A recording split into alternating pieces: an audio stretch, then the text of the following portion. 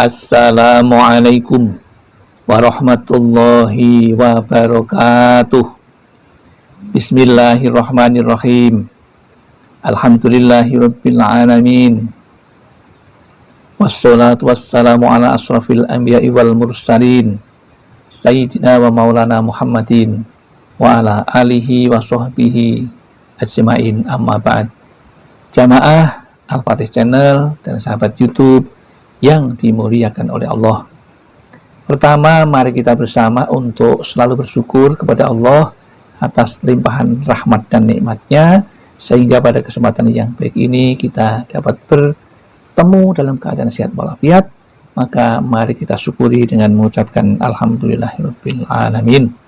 Sholawat dan salam semoga tercurah keharibaan baginda Rasulullah, Nabi yang kita cintai dan kita ikuti sunnah-sunnahnya.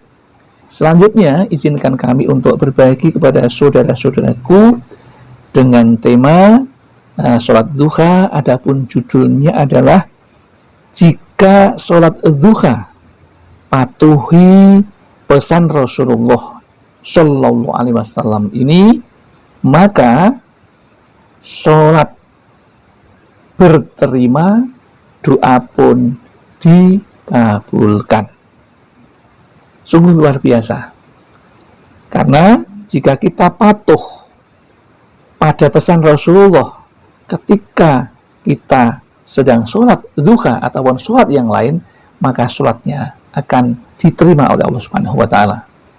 Adapun jika seseorang tidak mematuhi apa yang disampaikan oleh Rasulullah, Rasulullah menyampaikan bahwa sholat yang seperti itu dianggap tidak sholat. Untuk itu, agar lebih jelas, maka apa yang menjadi pesan Rasulullah agar sholat duha kita menjadi berterima, yaitu mari kita simak apa yang sudah disampaikan oleh Abu Hurairah radhiyallahu anhu, bahwa Rasulullah Shallallahu Alaihi Wasallam masuk ke masjid. Kemudian ada seorang laki-laki masuk masjid lalu sholat. Kemudian mengucapkan salam kepada Nabi. Beliau menjawab dan bersabda kepadanya, kembalilah dan ulangi sholatmu, karena kamu belum sholat. Maka orang itu mengulangi sholatnya seperti yang dilakukannya pertama tadi. Jadi ketika itu ada orang sholat, dianggap oleh Rasulullah tidak sholat, maka disuruh mengulangi lagi. Atas apa yang perlu kita perhatikan? Mari kita lanjutkan arti dari sebuah hadis. Lalu datang menghadap kepada Nabi dan memberi salam. Namun beliau kembali berkata, kembalilah dan ulangi sholatmu, karena kamu belum sholat. Sudah mengulangi sholatnya untuk yang kedua kalinya, beliau mengatakan, kamu sama saja tidak sholat, alias sholatnya tidak diterima. Kemudian beliau memberitahukan orang itu sampai 3 kali, hingga akhirnya laki-laki tersebut berkata, demi zat yang mengutus Anda dengan hak, aku tak bisa melakukan yang lebih baik darimu itu, maka ajarkanlah aku. Beliau lantas bersabda, jika kamu berdiri untuk sholat, maka mulailah dengan takbir, lalu bacalah apa yang mudah buatmu dari Al-Quran, kemudian rukuklah sampai benar-benar rukuk dengan tumok ninah atau tenang.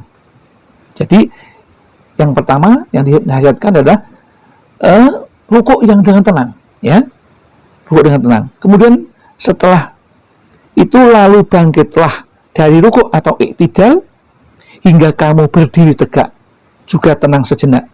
Setelah itu lalu sujudlah sampai hingga benar-benar tumakninah. Sujudnya juga disuruh untuk tenang, jangan tergesa-gesa. Lalu angkatlah kepalamu untuk duduk hingga benar-benar duduk dengan tumakninah. Juga duduknya atau duduk setelah dari sujud itu disuruh duduk dengan tenang. Maka lakukanlah dengan cara seperti itu dalam seluruh sholat atau rakaatmu. Hadis riwayat Imam Bukhari dan Imam Muslim. Jadi yang perlu hati-hati karena di ruku, di i'tidal, kemudian di sujud itu harus tenang, jangan tergesa-gesa. Jika ruku, maka jangan lupa rukuklah sampai badan kita lurus, ya, sambil membaca Subhanallah Rabbiyal Azim wa bihamdih 3 kali. Jangan tergesa-gesa.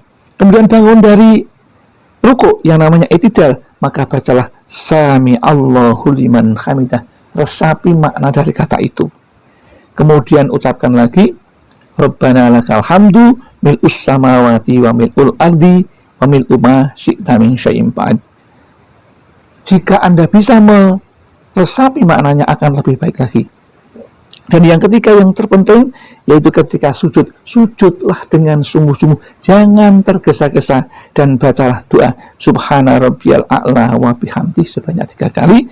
Dan yang ini penting, ya, setelah duduk antara dua sujud atau duduk iftiros, maka bacalah doa Rabbighfirli warhamni wajburni warfa'ni warzuqni wahdini wa'afini wa'fu'ani. Jangan sampai tergesa-gesa, hayati maknanya, renungkan maknanya agar Anda menjadi sholat yang khusyuk.